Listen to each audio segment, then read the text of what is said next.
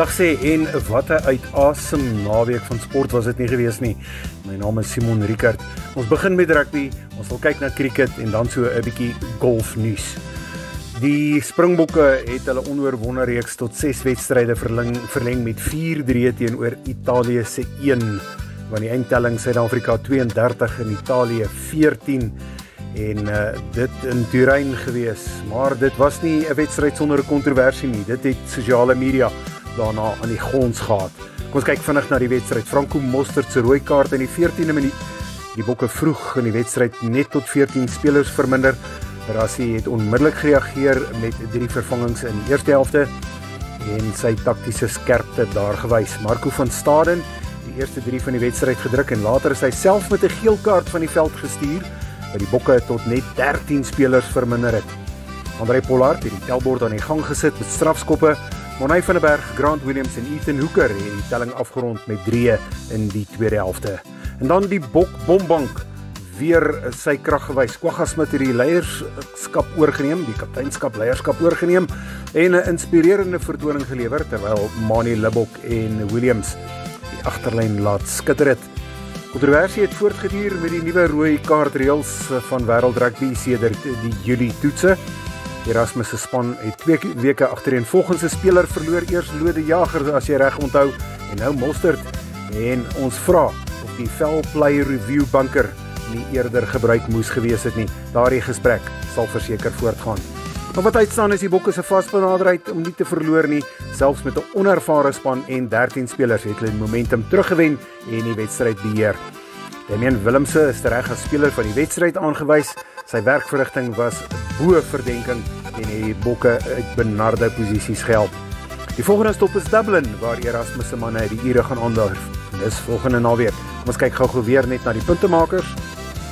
Vir Italië het Paolo Garbisi 3 strafskoppe oorgesit en die blitsige, tingerige Angay Capozzo, heel agter van Italië, het gaan druk. Vir Suid-Afrika natuurlik, soos wat ek gesê het, was dit Van Staden, Van der Berg, Ethan Hooker en Grant Williams wat agter die pale gaan kuier het.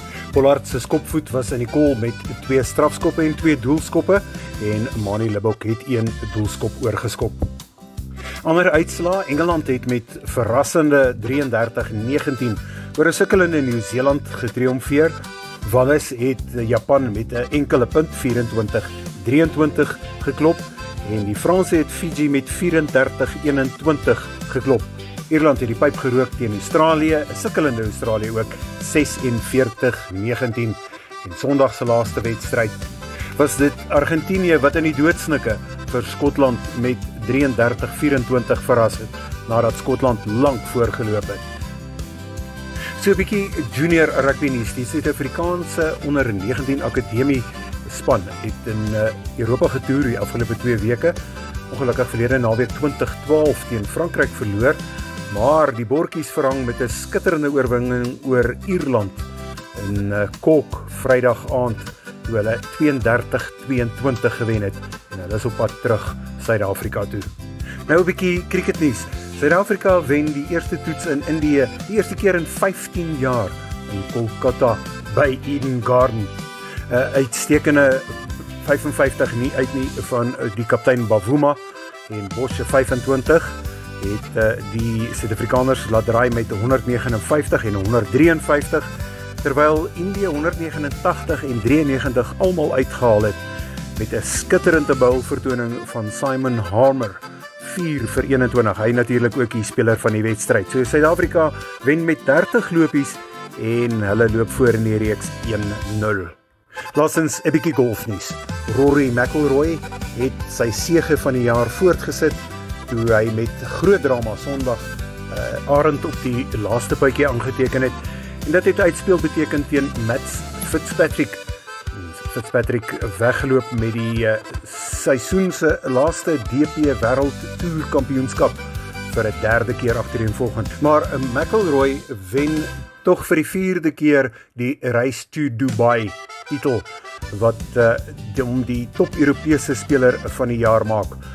Dit voeg hom by met sy oorwinnings by die Masters en dan ook 'n Grand Slam wat agter sy naam staan, die Players Championship en dan sy tuis toernooi, die Amgen Irish Open, waar hy ook geseëvier het.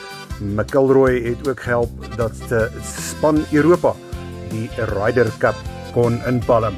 'n mond vol sportnuus om die naweek op te som. Geniet jou 'n week wat voorlê. Ons gesels weer volgende naweek. Groete van my, Simon Riekert vir Speedstick Media.